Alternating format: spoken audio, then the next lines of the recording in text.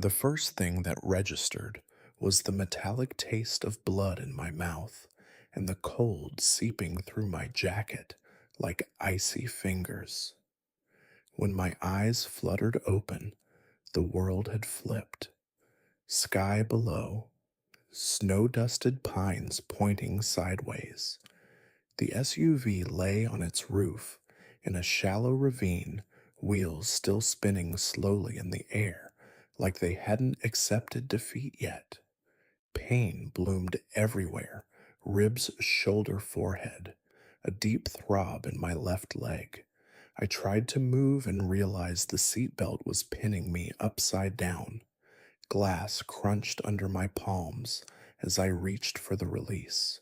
It clicked. I dropped hard onto what used to be the ceiling. The memory hit in fragments. The narrow switchback road, black ice hidden under fresh powder. Caleb laughing in the passenger seat, mid sentence about some stupid bet we'd made. The tires losing grip, the sickening lurch, the roll, the impact. I crawled out through the shattered driver's window. Glass sliced my palms. Cold air stabbed my lungs. Outside, the ravine was silent, except for the hiss of radiator fluid and wind through broken branches. The SUV rested on its side against a boulder, front crumpled like foil. Steam rose in lazy curls. I staggered to the passenger side. The door was gone. Caleb hung limp in his seatbelt, head tilted at an unnatural angle, blood dark and sticky across his chest. I reached in, fingers shaking, felt for a pulse at his neck. Nothing. My knees buckled. I sank into the snow beside the wreck, stared at my brother's face, still wearing that half smile from seconds before the world ended. A low groan came from behind the boulder. I turned. A woman lay half buried in snow, 20 feet away. Dark hair mottled with blood coat, torn at the shoulder, one leg bent wrong. She was pushing herself up on one elbow, breathing in shallow, pained bursts. Our eyes locked. She stared at me, long, unblinking. Her gaze flicked to the scar on my left cheek, then back to my eyes. She spoke first, voice hoarse, edged with something sharp. You were driving, not a question, a statement. I nodded once, couldn't find words. She studied me another second. Then she said the words that would echo in my head for days. If you hadn't lost control, he might still be breathing. She didn't know he was my brother. She thought he was just another passenger. She thought I'd killed him. I opened my mouth to explain. Nothing came out. She tried to stand. Her leg buckled. She collapsed back into the snow. With a sharp gasp, I moved toward her instinctively. She threw up a hand. Stay back. The command was raw, fear and anger braided together. I froze. She dragged herself backward until her back hit a tree trunk, breathing hard, watching me like I might lunge at any second. I knelt in the snow, palms up, blood dripping from my cuts. I'm not going to hurt you, I said, voice rough. We're the only ones left. Her eyes flicked to the wreck, to Caleb's body, then back to me. She exhaled shakily. My name is Mara, Ethan. She nodded once, small tight. Snow kept falling, fat flakes that clung to everything. The temperature was dropping fast. I looked at the sky, clouds thickening, no roads visible from below, no cell signal, no one would see the wreck from the highway above. We were alone, and she already believed I was the reason we were here. My name is Ethan Miller, 25, freelance photographer from Denver. Until that morning, the biggest decision I'd faced was whether to push my shutter speed faster or risk a little blur for the sake of light. The trip with Caleb was meant to be a reset. A week of back roads, mountain views, bad diner coffee, and no deadlines. He'd talked me into it over beers the week before. "You're burning out, little bro. Let's just drive. No plans. No pressure." I'd agreed. Now, the SUV lay crumpled in a ravine. Caleb was dead in the passenger seat, and the only other living soul on this stretch of mountain was a woman who believed I'd killed him. Her name was Mara Voss, 33, park ranger on leave. She'd been hiking the upper ridge alone, trying to outrun the silence that had followed her divorce when our vehicle lost traction on black ice and rolled down toward her trail. She'd heard the crash, raced down the slope, arrived in time to see the final flip, saw Caleb's body slam forward, saw me crawl out, dazed blood on my face. In her shock, she pieced it together. Wrong, reckless driver. Too fast. Too careless. She didn't know he was my brother. She didn't know I'd been going the speed limit. She just knew someone had died, and I was the one behind the wheel. She dragged herself farther back against the pine trunk, breath coming in sharp bursts. Her right leg bent at an ugly angle. Blood soaked through her torn hiking pants. I stayed kneeling in the snow, palms up, blood dripping from the cuts on my hands. "I need to check your leg," I said, voice rough from smoke and cold. She shook her head once sharp. "Stay where you are. I'm not going to touch you if you don't want me to, but if we don't stabilize it, shock will set in fast." Her eyes narrowed. She studied me, really studied, taking in the scar on my cheek, the blood on my jacket, the way my shoulders shook from cold and adrenaline. After a long moment, she exhaled, "Fine, but slow," and talked me through every move. I nodded. I moved closer slowly, deliberately, knelt beside her leg. She flinched when my shadow fell across her. "I'm going to feel for the break," I said. "Tell me if it's too much." She gritted her teeth, nodded once. My fingers were numb, but I worked carefully. The tibia was fractured, clean break, no compound, swelling already bad. "We need to splint it," I said. "I'll use branches and strips from the blanket." She watched every motion. I tore strips from Caleb's coat, fabric stiff with blood, found two straight pine limbs. She guided me through it, voice steady despite the pain. "Tighter here, looser there. Check the toes for color every hour." I followed exactly. When I finished, she exhaled through her nose. "Good," she said. "That'll hold." I sat back on my heels. She looked at the wreck, at Caleb, then at me. "You're shaking," she said. "Cold, shock, both." She studied me again. "You're not panicking. I've seen worse," I said. "Not this bad, but worse." She raised an eyebrow. "My parents died in a car accident when I was 15. I was in the back seat, walked away with scratches. Caleb pulled me out." Her expression shifted something soft or fleeting. "I'm sorry." I shrugged. Couldn't say more. She looked away. "We need shelter," she said. "And fire. The temperature's dropping fast." I nodded. I gathered what I could from the wreck, the wool blanket from the back, a half-full water bottle, the first aid kit, a flashlight, Caleb's lighter, a few protein bars from his pack. I left his wallet and watch where they were. Couldn't bring myself to take them yet. I built the fire in the lee of the boulder, used dry needles first, then small twigs. The lighter sparked, flames caught. Mara watched every step, didn't speak until the fire was steady. I was hiking to clear my head, she said suddenly. Divorce finalized 6 months ago. Thought the mountain would help. Instead, it tried to kill me.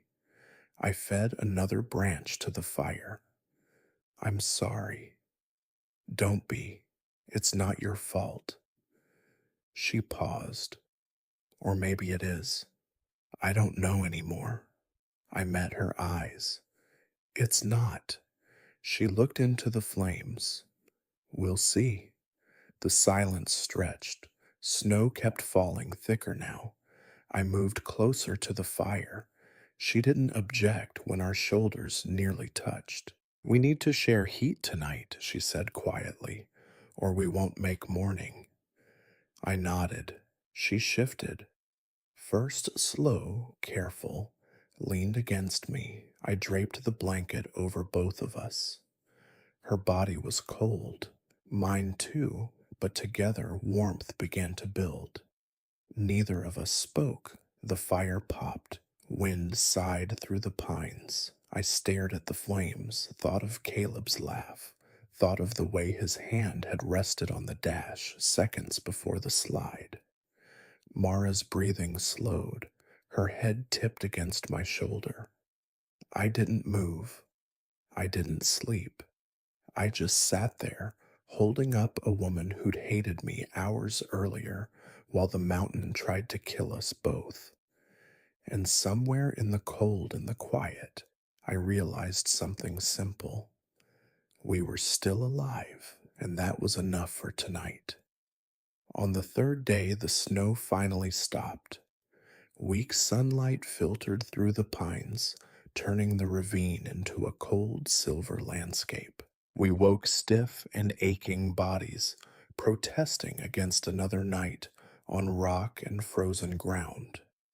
Mara tested her weight on her injured leg. She winced, but managed to stand without collapsing. We have to move, she said. If we stay here, search teams won't spot us. They'll focus on the road above, not down in this gully. I followed her gaze up the steep slope. The highway was hidden behind ridges and trees. No way to signal from here. The stream is our best path, I said. It has to lead somewhere lower, maybe a trail or a ranger marker. She nodded. No argument. I helped her to her feet. Her hand gripped my forearm, not tightly, but enough to steady herself. She didn't pull away immediately. Neither did I. We started downstream, slow steps. Every movement cost her.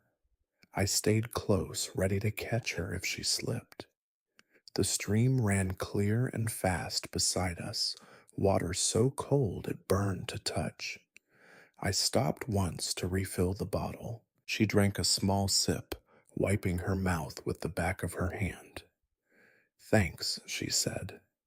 We kept going.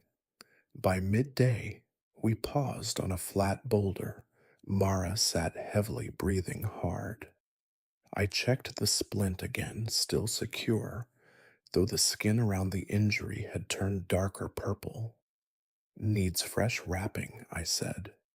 She nodded. I cleaned the area with stream water, re-bandaged carefully. My fingers were numb from cold, but I worked slowly. When I tied the final knot, she spoke.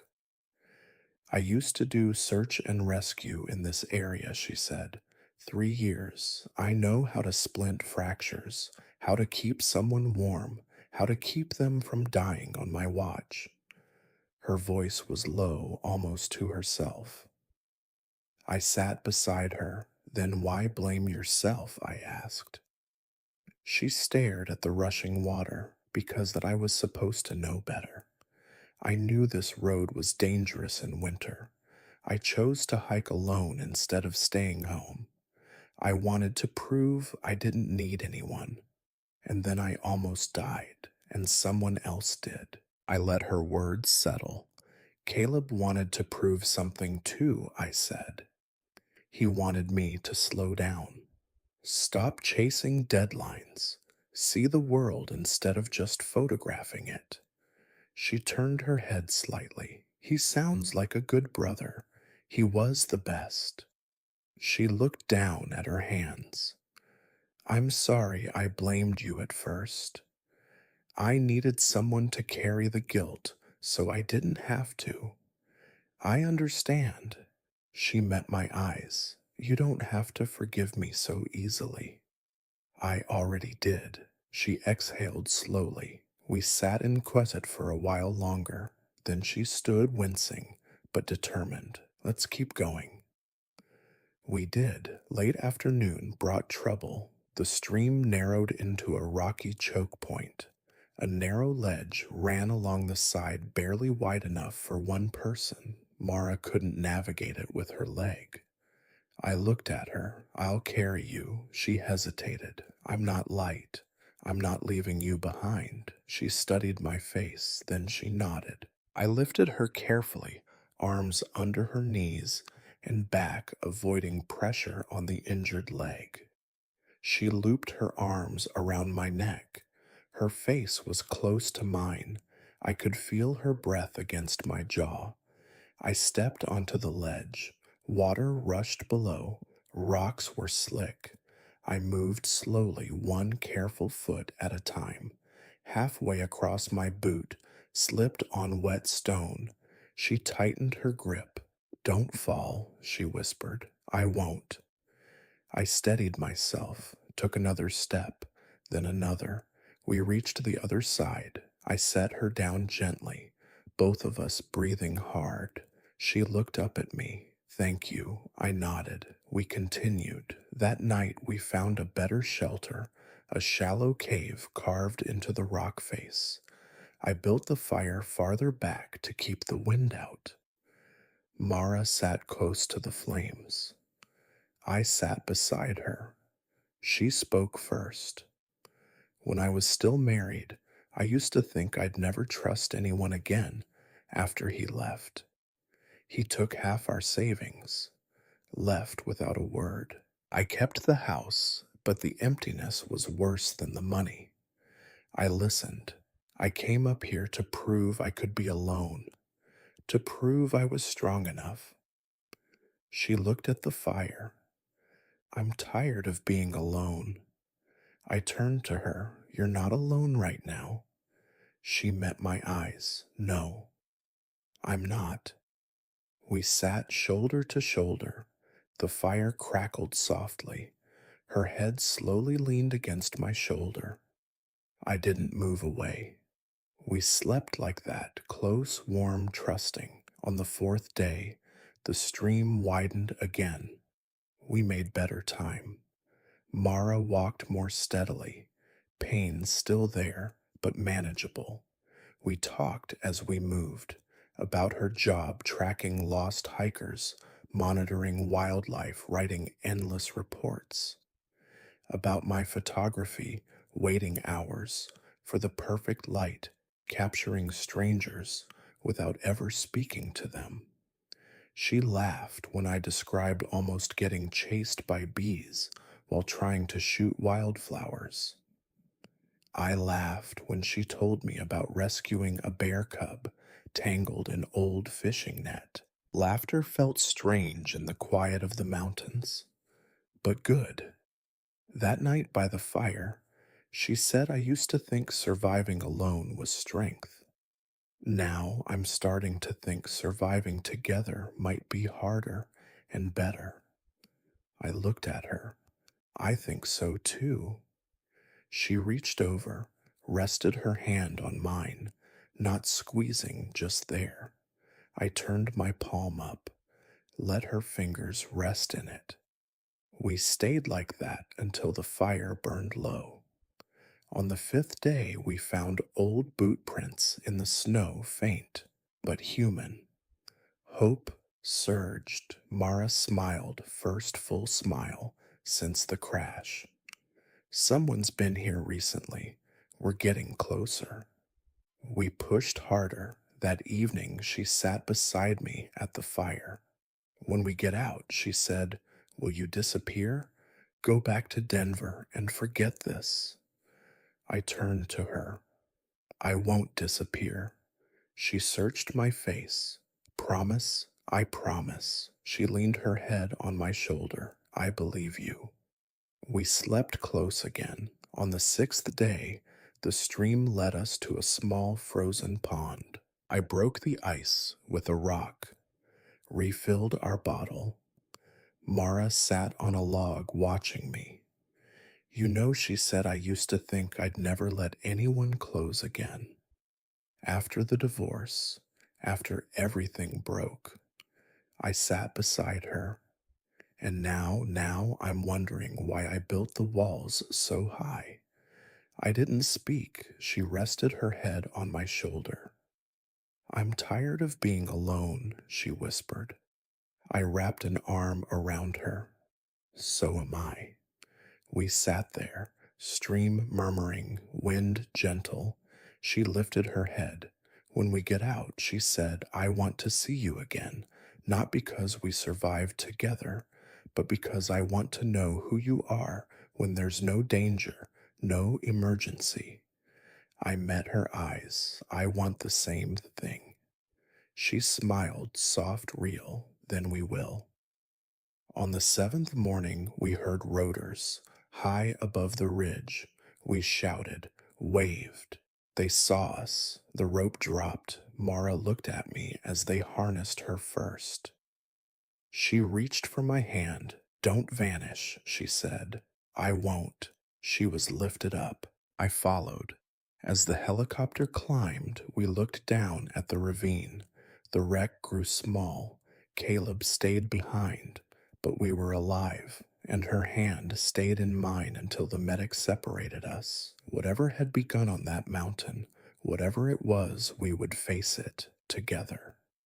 Part 4. Sue that Duktitlo 1,800 words. The helicopter's rotors faded into a distant thrum as we landed at the small regional hospital nestled in the valley. Medics moved fast. Stretcher for Mara first, her legs still splinted and elevated, IV line already running. She looked back at me once as they wheeled her through the double doors, eyes steady, a faint nod that said she wasn't letting go. I followed on foot ribs, taped forehead stitched, but nothing life-threatening. They tried to put me on a gurney. I waved it off. Inside the ER, everything was too bright, too loud. Voices overlapped. Someone pressed a heated blanket over my shoulders. Someone else asked questions. I answered on autopilot speed. Road conditions, black ice. No warning signs. No charges. No fault assigned. Just an accident.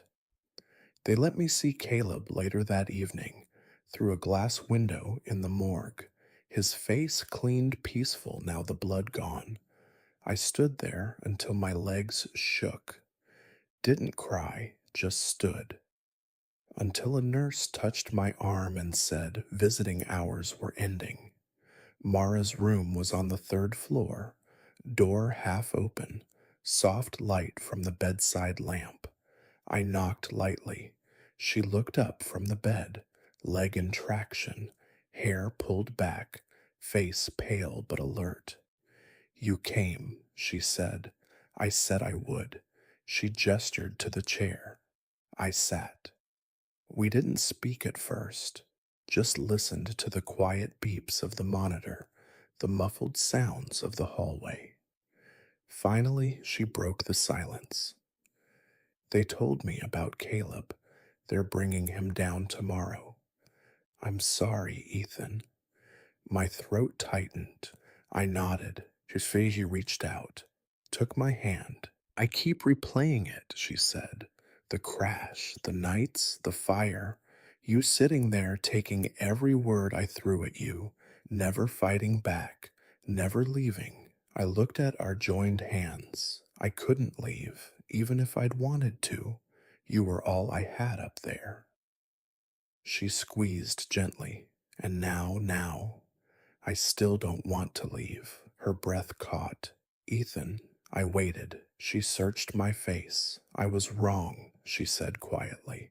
About everything, about blaming you, about thinking you were reckless. I was angry, scared. I needed someone to carry the guilt so I didn't have to face my own. I brushed my thumb across the back of her hand. I know, no, she said. You don't have to forgive me so easily. I already did, a long time ago. She exhaled slowly. They ran the report, she continued. Black ice confirmed. No mechanical failure, no excessive speed. The investigating officer said it could have happened to anyone. I nodded. I still feel like I should have seen it coming. She shook her head. You couldn't have. I was on the ridge. I had the better view. I didn't see it either. Silence settled again, comfortable this time. Then she said, I thought about you every night up there, when the cold was worst, when I thought we might not make it. I kept thinking if we get out, I owe him an apology, and maybe something more. My pulse quickened, something more. She met my eyes. I don't know what it is yet, but I know I don't want to walk away from it. From you. I swallowed. Me neither. She looked down at our hands. I'm certain good the rule. Divorced, a little broken, a lot of baggage. You're 25. You should be out there, living fast, no strings. I turned her hand over in mine. I don't want fast. I don't want no strings. I want real. I want you, baggage and all. Her eyes glistened, and the age she asked softly. People will talk, friends, family. They'll say I'm too old, that I'm holding you back. Let them talk, I said. My 20s were lonely. My 30s will be better with you. She laughed, small, watery. You're impossible. Maybe. She leaned forward, forehead against mine. I'm scared, she whispered. I know. I am too. But I'm more scared of not trying. I brushed a tear from her cheek. Then we try. She closed her eyes. Okay. We stayed like that, foreheads touching, breathing the same air until the nurse came in to check vitals. She cleared her throat. Visiting hours are almost over. Mara didn't let go immediately. Tomorrow, she asked. Tomorrow, I said. I stood, leaned down, pressed a soft kiss to her forehead, lingering careful. Good night, Mara. Good night, Ethan. I left the room, walked the hallway slowly. Outside, the night was clear, stars sharp overhead. I stood in the parking lot, breath fogging in the cold. Caleb was gone, but I was alive, and so was she. And whatever had started on that mountain, whatever it was, we were going to find out, together, one careful step at a time. The next morning, I returned early. She was sitting up in bed, leg still elevated, but color back in her cheeks. She smiled when she saw me. You brought coffee. Black, no sugar, like you asked. She took the cup. Our fingers brushed. We talked for hours about small things, favorite books, songs she played on repeat after the divorce, the way I always waited for golden hour light, about bigger things, how she used to love hiking because it made her feel small in a good way. How I used to photograph strangers because I was afraid to ask real people to pose. When the doctor came in and said she could be discharged in 2 days, she looked at me. Come get me when I'm out, I'll be here. She smiled real bright. Good. 2 days later, I picked her up. She walked out on crutches, leg in a walking boot, hair loose, coat over hospital clothes. I opened the passenger door of the rental car. She slid in. I got behind the wheel. Where to? I asked. She looked out the window at the mountains fading in the distance. Anywhere, she said, as long as it's with you. I started the engine. We drove. No plan, no hurry, just the road, and the quiet certainty that whatever had begun on that mountain, whatever it was, we were going to keep it. Part 5. Wagiai 1,500 words. The hospital discharged Mara 3 days later. She walked out on crutches, leg, in a walking boot, hair loose, under a borrowed beanie coat draped over hospital clothes.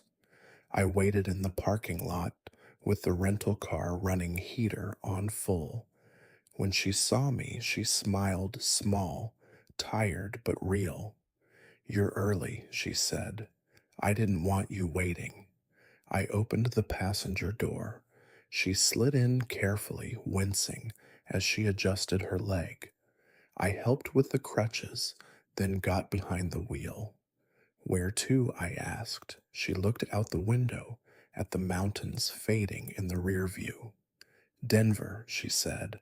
My apartment. But not straight there. Can we stop somewhere first? I nodded. Anywhere you want. We drove south on the highway. Quiet at first. Just the hum of tires on pavement and the soft rhythm of the heater. After 20 minutes, she spoke. I keep thinking about the mountain, she said. The fire, the cold, the way you never once made me feel like a burden. I glanced at her. You weren't. She looked at her hands. I was angry at the world, at myself, and I took it out on you. I'm still sorry. You don't have to keep apologizing.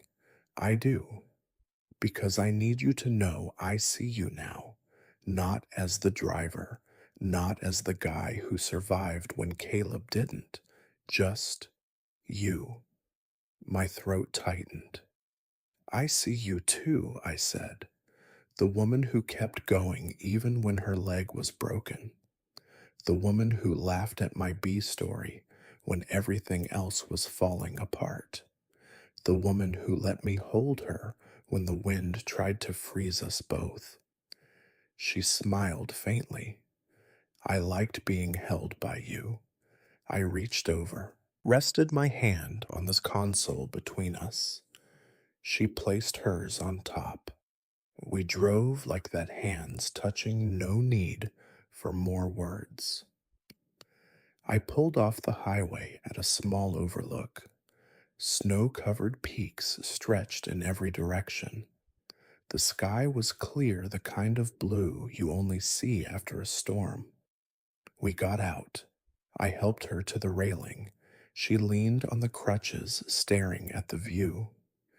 I used to come to places like this to feel small, she said, to remind myself the world is bigger than my problems. After the divorce, it stopped working. Everything felt too big, too empty. She turned to me. Up on the mountain, it felt different. The world was huge and cruel, but you were there. And suddenly, it didn't feel so empty. I stepped closer. I felt the same.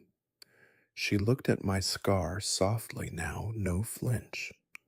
I used to hate that mark, she said. It reminded me of someone who hurt me. Now it just reminds me of the man who carried me through a river when he didn't have to. I smiled. I'd do it again. I know. She shifted her weight. I'm 33, she said again, like a habit she couldn't break. Divorced, a little scarred, a lot of history. You're 25. You should have years of freedom ahead. No strings, no complications. I took her free hand. I don't want freedom without you, I said. I want complications. I want history. I want the years that come next with you in them. Her eyes searched mine, and if people talk, if they say I'm too old, that I'm holding you back, then they don't know us. She exhaled slowly. I'm scared, she admitted, of getting hurt again, of hurting you, of the age difference catching up someday. I'm scared too, I said, of losing you, of not being enough, of the world telling us we're wrong. She looked down at our hands, but I'm more scared of walking away. I lifted her chin gently, then don't. She closed her eyes for a second. When she opened them, something had shifted. I think I'm in love with you, she said. The words came out quiet, almost surprised, and it terrifies me. My heart slammed against my ribs. I've been in love with you since the night you leaned against me, by the fire, I said, and I'm not terrified, I'm sure. A tear slipped down her cheek. She laughed, soft, shaky. You're impossible. Maybe. She leaned forward on her crutches. I met her halfway. Our lips touched soft, careful, full of everything we hadn't said. It wasn't just rushed. It wasn't desperate. It was a promise. We pulled back slowly.